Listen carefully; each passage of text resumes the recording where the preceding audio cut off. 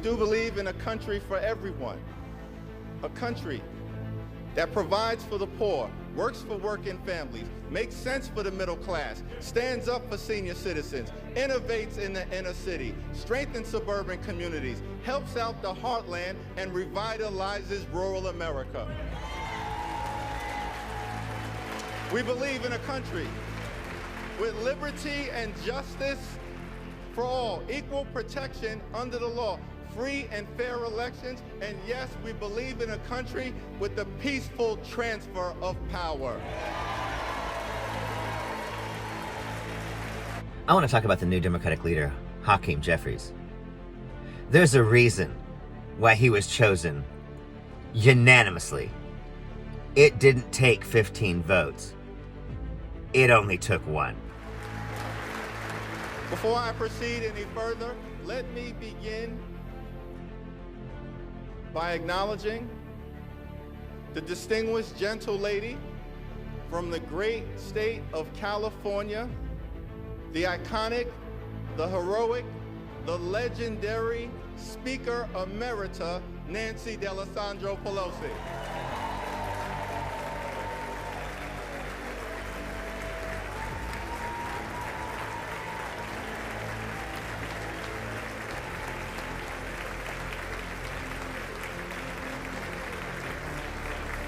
And without question in my mind, Speaker Emerita Pelosi will go down in history as the greatest speaker of all time. Throughout her time in Congress, she's been a legendary legislator, a fabulous facilitator, and a no-nonsense negotiator. We know that Nancy Pelosi is a woman of faith, a loving wife, a mother of 5, a grandmother of 9, a defender of democracy, a voice for the voiceless, and a powerful champion for the children, the climate, Charm City, California, the caucus, the Congress, the country, and the Constitution. Thank you, Madam Speaker, for all that you have done. It's an honor to stand on your broad shoulders. Hakeem Jeffries is the future of the Democratic Party. And there's a reason why. He's got what it takes, he's put in the time, and it's been his job to make sure that we always have the votes. And we always do. Otherwise, we're not stupid enough to bring it to the floor. We'll see if Kevin McCarthy has the same know-how. Now, the scripture says in Galatians, let us not become weary in doing good, for at the proper time we will reap a harvest if we do not give up. Over the last 2 years, House Democrats, in partnership with President Biden and our colleagues in the Senate, have been hard at work on behalf of the American people, getting big things done. We passed the American Rescue Plan, saved the economy from a deep recession, put shots in arms, money in pockets, and kids back in school. We passed the Infrastructure Investment and Jobs Act to create millions of good-paying jobs, fix our crumbling bridges, roads, tunnels, our airports, a sewer and water system, our mass transportation systems, and ensure high-speed internet access in every single community.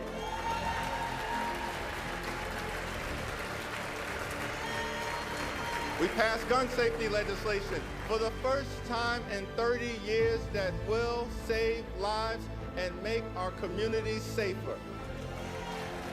We passed the Chips and Science Act to bring domestic manufacturing jobs back home to the United States of America and ensure that our workforce has the skills to succeed in the 21st century economy. And we passed the Inflation Reduction Act to strike a dramatic blow against the climate crisis, set our planet on a sustainable trajectory forward, lower energy costs, strengthen the Affordable Care Act, lower health care costs, and drive down the high price of life-saving prescription drugs for millions of Americans.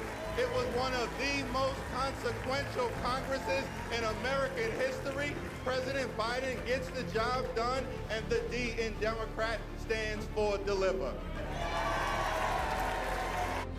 This is the guy the Republicans are up against. This is the Democratic Party that the Republicans are up against. They are going to fail at everything they do because they're in disarray. They don't have the ability to govern. They don't have the desire to govern. They're not even going to try. We know what this is going to be. And Hakeem Jeffries is going to be the next speaker.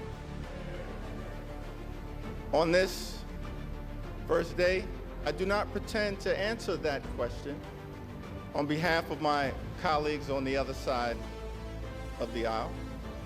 But we do extend our hand of partnership to you and want to make clear that we extend and intend to try to find common ground whenever and wherever possible on behalf of the American people.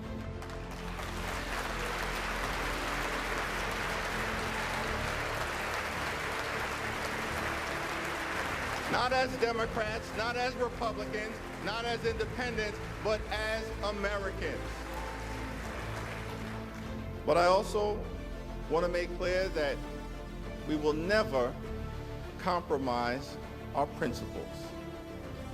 House Democrats will always put American values over autocracy, benevolence over bigotry, the Constitution over the cult, democracy over demagogues, economic opportunity over extremism, freedom over fascism, governing over gaslighting, hopefulness over hatred, inclusion over isolation, justice over judicial overreach, knowledge over kangaroo courts, liberty over limitation, maturity over Mar-a-Lago, normalcy over negativity, opportunity over obstruction, people over politics, quality of life issues over QAnon, reason over racism, substance over slander, triumph over tyranny, understanding over ugliness, voting rights over voter suppression,